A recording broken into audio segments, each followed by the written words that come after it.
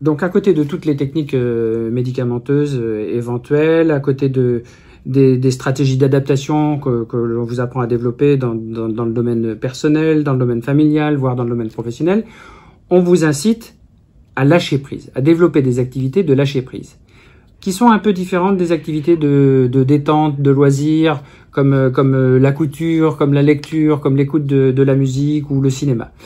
Et donc, de quoi on parle? On parle de choses comme la sophrologie, comme la relaxation, comme la réflexologie plantaire, comme voire l'hypnose. Et là, aujourd'hui, je vous parle un tout petit peu plus de l'hypnose.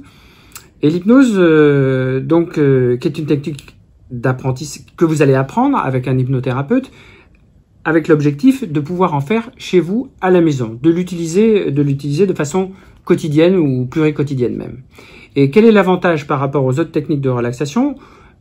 En plus de travailler sur la respiration, c'est que par un travail préalable avec l'hypnothérapeute, vous allez créer un monde imaginaire, entre guillemets, un monde imaginaire, où vous allez vous mettre en sécurité, où vous allez oublier la douleur et vous allez vous sentir mieux. Donc en fait, vous manipulez vos propres émotions. Ça ne doit pas vous faire peur puisque c'est un apprentissage. On modifie pas votre cerveau, on modifie pas vos idées, on modifie pas vos émotions. C'est vous qui travaillez dessus et avec cette manipulation, avec ce travail, vous vous mettez en sécurité, vous vous sentez bien et donc vous percevez moins la douleur. Bonjour Sylvie. Sylvie, tu es hypnothérapeute et aussi infirmière formée à la douleur. Et donc, la question qu'on voudrait te poser aujourd'hui, c'est qu'est-ce que l'hypnose? Qu'est-ce que l'hypnose? Ah, ça c'est magique, hein. En fait, non, l'hypnose, c'est absolument pas magique déjà, hein. Il faut savoir que l'hypnose, c'est un état physiologique ordinaire, d'accord? C'est un état qu'on a en général 3 heures par jour. Il suffit par exemple de conduire sa voiture et puis vous êtes sur votre chemin que vous connaissez bien, puis tout d'un coup vous dites « Ah, je suis arrivé à tel endroit ». C'est-à-dire que vous n'êtes même pas rendu compte que vous êtes arrivé à cet endroit. Eh bien, vous étiez en hypnose parce que vous étiez dans votre voiture en train de conduire et puis dans votre tête, vous étiez parti ailleurs. Eh bien, c'est ça l'hypnose. L'hypnose, c'est être ici, maintenant, à cet endroit et être ailleurs en fait. Exactement ça. L'hypnose, c'est quand vous lisez un bon livre. Vous lisez un bon livre et hop, tout d'un coup, vous dites « Ah, ben ça fait 1 heure que je lis, je m'en suis pas rendu compte. » Vous étiez en hypnose. Parce que dans l'hypnose, en fait, le temps est différent que dans l'état ordinaire. Si là, maintenant, je vous mets en hypnose, ça veut dire que vous êtes dans votre état ordinaire et moi, je vous mets dans un autre état. C'est ça l'hypnose. Et quand vous êtes dans un autre état, à ce moment-là, on peut faire des changements. Parce qu'on va plus travailler avec votre inconscient, avec votre imaginaire. Et tout ce qui est votre rationnel, tout ce qui est votre façon de vivre, vos croyances, tout ça n'existe plus en hypnose. Ça veut dire qu'on peut travailler en toute liberté. Voilà ce que c'est que l'hypnose. Alors, ce qui fait peur aux gens, en fait, c'est l'image un petit peu spectaculaire de l'hypnose, de se dire que peut-être on peut nous faire des choses qu'on n'a pas envie de faire, des choses comme ça. Qu'est-ce que tu aurais à nous dire sur ce sujet? Alors, il y a plusieurs sortes d'hypnose, hein. Vous savez, il y a l'hypnose de Mesmer et il y a l'hypnose médicale. Alors, dans l'hypnose de Mesmer, en fait, son objectif, c'est quoi? C'est de vous faire rigoler. Son objectif, c'est de faire des choses extraordinaires. Il va vous faire la poule et ça va faire rire tout le monde. Nous, notre objectif, il est médical. On a un objectif. Votre objectif, c'est diminuer votre douleur, diminuer votre stress, mieux dormir, que sais-je. Il y a beaucoup d'objectifs en hypnose. Et ce qui se passe, en fait, c'est qu'on a des objectifs différents. À savoir qu'en hypnose, nous ne vous faisons pas faire n'importe quoi. Vous avez votre libre arbitre. En hypnose, l'hypnotiseur est votre guide. Moi, je vous guide par ma voix, d'accord? Mais votre inconscient, il fait ce qu'il veut. S'il a envie d'être guidé, il le saura. Et s'il n'a pas envie, eh bien, il ne le fera pas, il en fera qu'à sa tête. Voilà. Donc non, en hypnose, 1, on ne vous manipule pas. Et 2, on a un objectif précis. qu'on a décidé ensemble. Parce que l'hypnotiseur ne vous fait pas faire ce que vous n'avez pas envie de faire. En hypnose, il y a une chose qui est hyper importante. D'accord? Pour faire de l'hypnose, il faut être motivé. Si on n'est pas motivé, c'est pas la peine de faire de l'hypnose. Quand on fait de l'hypnose, il faut travailler en collaboration avec la personne qui vous guide. C'est-à-dire qu'il faut être sur le même chemin.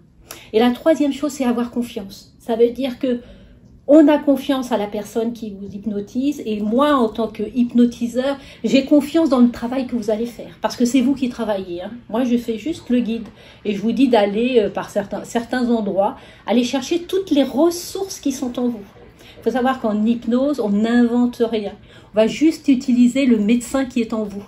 Toutes vos ressources, toutes vos capacités qui sont en vous, que vous avez depuis la naissance. Voilà, que vous avez acquis depuis la naissance.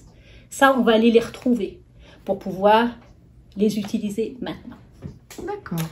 Voilà, je ne sais pas si j'ai bien répondu à cette question. C'est ça. Alors, l'intérêt de l'hypnose, c'est d'essayer de se l'approprier pour l'utiliser soi-même. Alors, comment on fait ça? Alors, ce qui est important, dont vous parlez, c'est ce qu'on appelle l'auto-hypnose.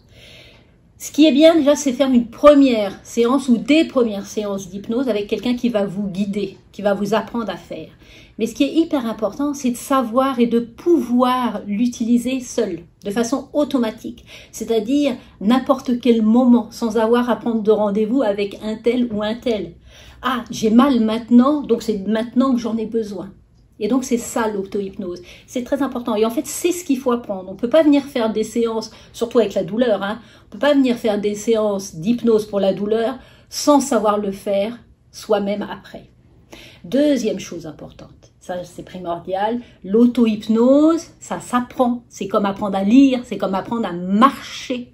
C'est une éducation. Ça veut dire que si on ne le fait pas tous les jours, on ne fera pas d'auto-hypnose. L'auto-hypnose, c'est des jours ça marche, des jours ça fonctionne, des jours ça ne fonctionne pas. D'accord? Et bien, il faut se relever, il faut tomber, il faut relever, tomber, il faut relever. C'est du travail. Voilà. L'hypnose, c'est pas la relaxation. Mais ça a du résultat. Ah, super.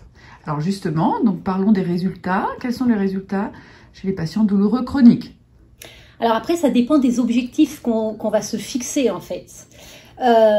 Ça dépend, quand on fait une séance d'hypnose, on se donne un résultat, on se donne un objectif, pardon. Et l'objectif qu'on se donne, il faut qu'il soit mesurable. On ne peut pas venir en hypnose et dire bon, je suis atteinte de la maladie de fibromyalgie et je ne veux plus avoir mal. Parce que moi, je ne suis pas magicienne. Hein. Si je l'étais, je serais milliardaire et puis je ne serais pas là. En fait, voilà, il faut des objectifs qui soient réalisables et dans l'objectif et dans le temps.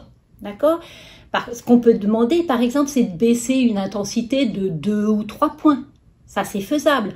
On peut demander à se sentir moins stressé. On peut demander à mieux dormir. Voilà. Donc, on a des objectifs, on veut des résultats, qu'on se fixe aussi, hein, mais des petits résultats. En sachant qu'à chaque fois qu'on fait un tout petit changement, on aboutit en fait à d'autres changements. C'est un peu un cercle vertueux. On change une petite chose et hop, il y en a d'autres qui en découlent.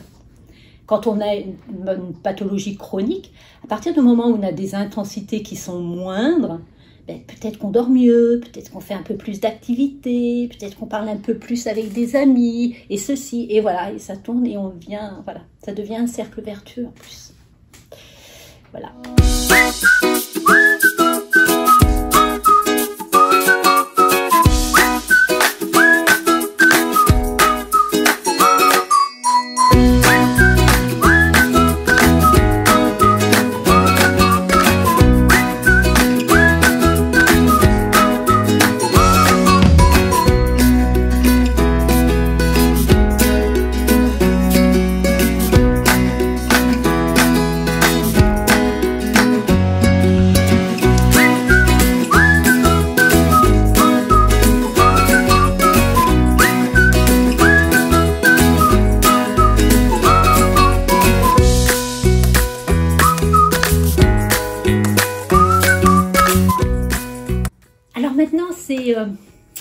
Pourquoi est-ce que moi, qui suis douloureux chronique, pourquoi est-ce que je vais aller faire de l'hypnose avec vous.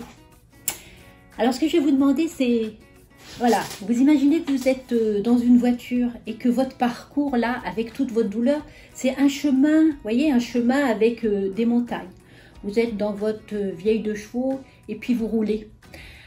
Alors ce qui se passe, c'est que dans le coffre de cette 2 chevaux, vous allez mettre du poids pour faire en sorte que en fait, cette voiture, au lieu de marcher comme ça, rouler comme ça, en fait, elle roule de façon un peu plus droite. Alors dans ce coffre, qu'est-ce que vous allez mettre? Bah tiens, une petite consultation d'algologie. Hop, je mets dedans. Après, qu'est-ce que je vais mettre? Tiens, je vais mettre un petit peu de Laurence Vogel, un petit peu de médecine interne, un petit peu de ça. Je vais prendre quoi aussi? Tiens, un petit peu d'infirmière, là, un petit peu d'RTMS, un petit peu de TENS, tiens. Oh, puis je vais peut-être mettre un petit peu de mouvement, je vais aller marcher un petit peu. Ah ben pourquoi pas? Ben, un petit peu d'hypnose, voilà. Et au fur et à mesure qu'on rajoute dans le coffre de sa voiture tous ces ingrédients ou toutes ces valises, comme vous voulez, la voiture devient plus lourde. Et au lieu d'avancer comme ça dans la vie, cette voiture, eh bien, elle va avancer comme ça. Et donc, elle ira beaucoup plus loin et beaucoup plus longtemps. Voilà.